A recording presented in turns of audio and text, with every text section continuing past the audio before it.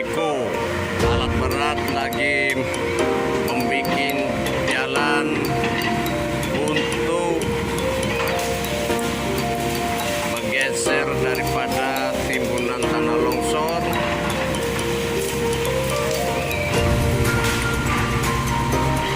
supaya mempermudah untuk pembuangan daripada tanah.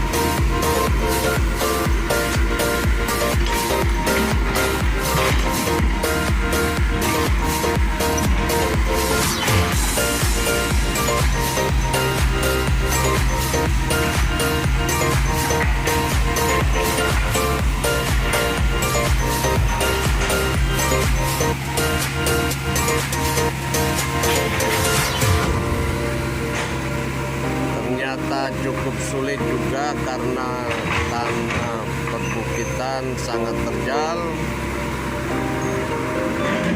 Terpaksa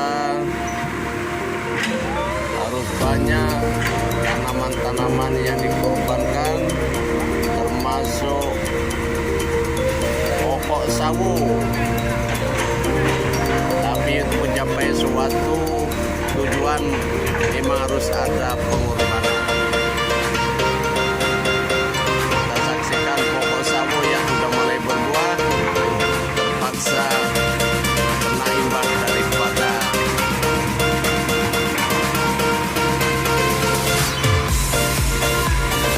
suatu tujuan untuk bergeser pada tanah.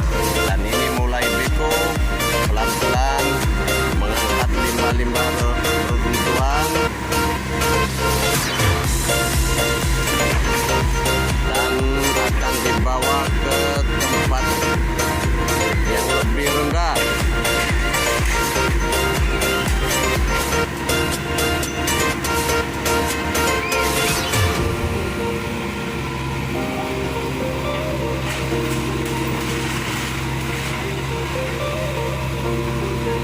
Memang kalau kita lihat di sekelilingnya masih berbentuk hutan tanaman karet sebagai mata pencaharian daripada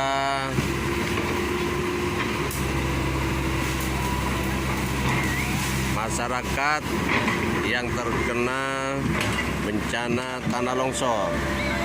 Dan ini kita lihat bersama di mana Tata Beko sudah mengarahkan